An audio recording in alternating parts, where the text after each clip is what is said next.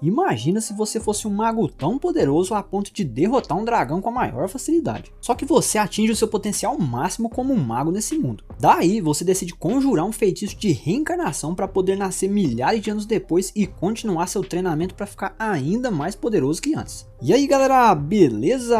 Aqui é o Leandro e sejam bem-vindos ao Sou Nerd, o canal onde o otaku chora e a mãe não vê. E hoje a gente vai continuar com a segunda parte de Shikakumon no Saikyo Kenja. A história continua com Matias, Alma e Luri chegando em uma guilda para vender os materiais que eles conseguiram na masmorra. A moça da recepção diz não acreditar, pois só um grupo forte conseguiria coletar materiais nas masmorras. Então ela pergunta para as meninas se o garoto do brasão do fracasso é o carregador. Ele fala que está carregando as coisas sim, e mostra o crânio enorme da serpente arca que ele derrotou. A moça fica muito assustada com aquilo. Depois vemos eles do lado de fora da guilda, e a moça fica impressionada por Matias conseguir usar um feitiço de armazenagem, pois ela só tinha ouvido rumores sobre esse tipo de feitiço. Alma diz que ela e Luri também ficaram surpresas. A moça pergunta se é só isso que eles trouxeram para vender. O Prota então mostra uma pedra mágica enorme que ele conseguiu ao derrotar a serpente arca, e comenta que ela nem é tão grande assim, pois ele precisa de uma ainda maior para construir a barreira mágica. A mulher diz não saber se a guilda vai conseguir pagar por todas aquelas coisas, e no caminho de volta eles decidem dividir os lucros entre si. Só que de repente Matias sente a presença de dois demônios que estão indo em direção à segunda academia. O Prota então fala que um deles é bem fraco, mas o outro é ainda mais forte que Devlis, o demônio que ele havia enfrentado antes. Ele diz que vai lutar com o mais forte e as duas garotas enfrentam o mais fraco. Elas falam que não vão conseguir lutar contra um demônio sozinhas, mas Matias comenta que elas vão conseguir sim, pois elas já estão bem mais fortes que antes. E além do mais, elas só precisam ganhar tempo para enfrentar o demônio mais forte. O Prota começa a atacá-los com sua espada, mas o demônio mais fraco defende só com o braço. E então o outro demônio chamado Ashriel diz não acreditar que ele havia matado Devlis e lança um feitiço de fogo em Matias, mas ele desvia. O Prota então faz um feitiço que serve para defender ataques mágicos e que também serve para controlar a magia de seu adversário. Daí ele ataca Ashriel com sua própria magia de fogo, mas isso não causa nada nele. Matias recua e os outros dois vão atrás dele. Alma então atinge o demônio com uma flecha que foi encantada por Luri para acabar com seu poder mágico, deixando mais lento. O demônio mais forte se refere ao outro como Deshiro e diz para ele cuidar das garotas enquanto ele enfrenta Matias. Ashriel começa a fazer um feitiço enorme que parece muito poderoso, mas Matias simplesmente lança um feitiço no ponto fraco do círculo de encantamento, o destruindo. Eles continuam a lutar até que o Prota usa um feitiço que o faz perder totalmente o controle de sua magia, o derrotando. Enquanto isso, Alma e Luri continuam enfrentando o Deshiro com as flechas encantadas.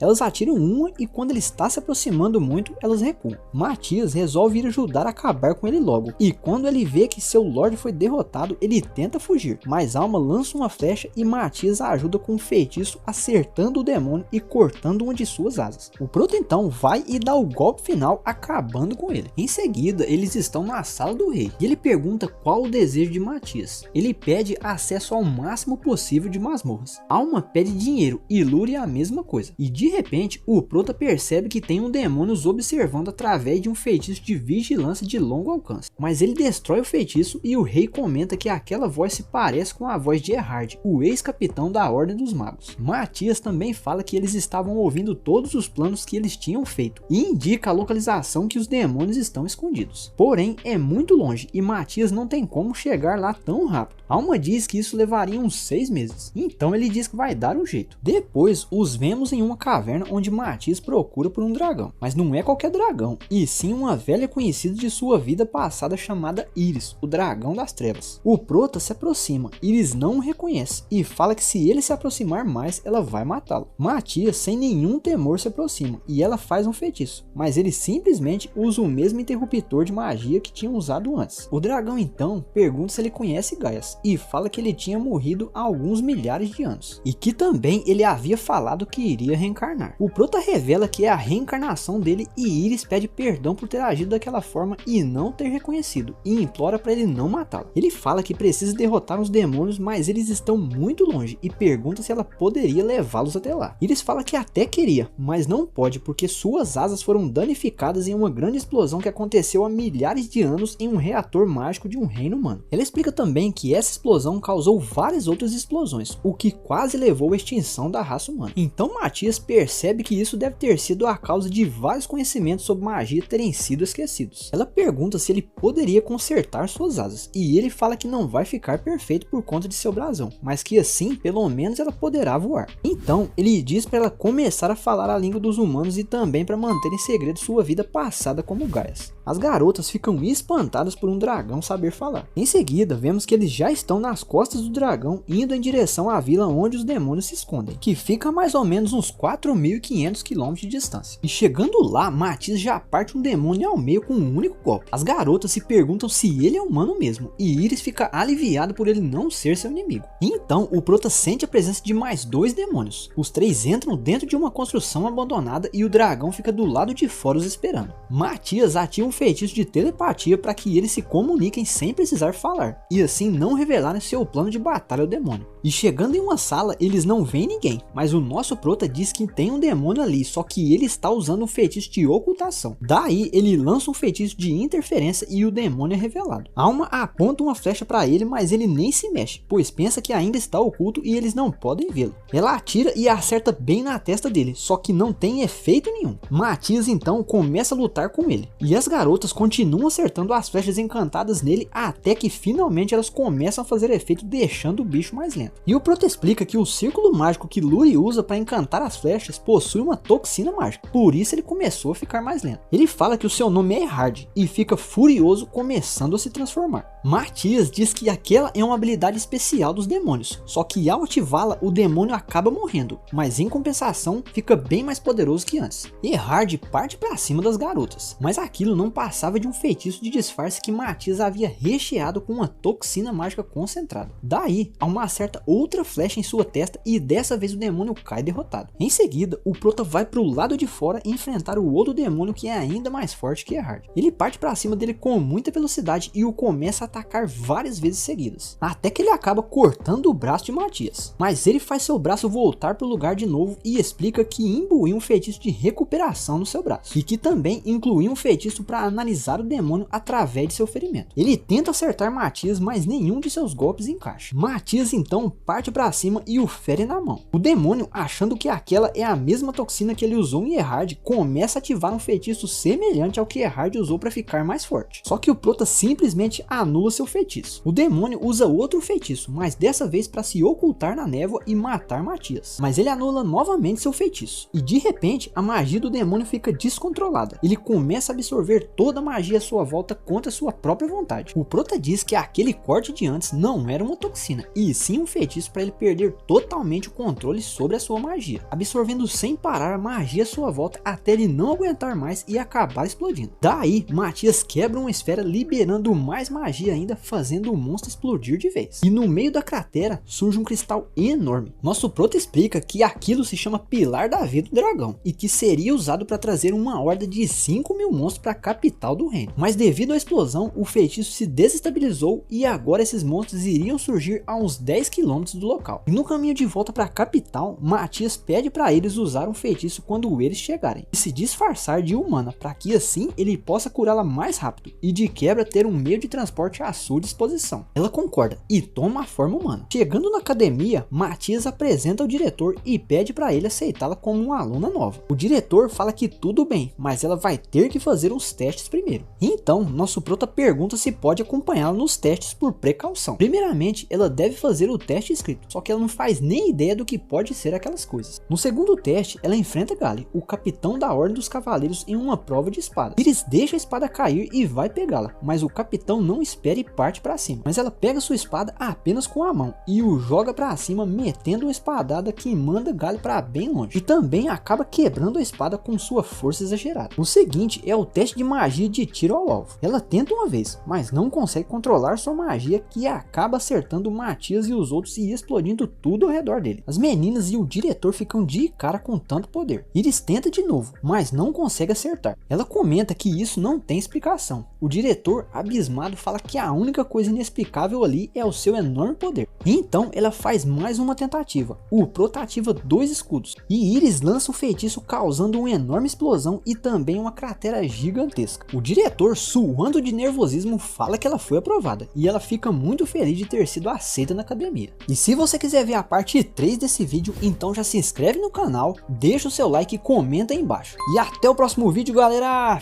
Fui!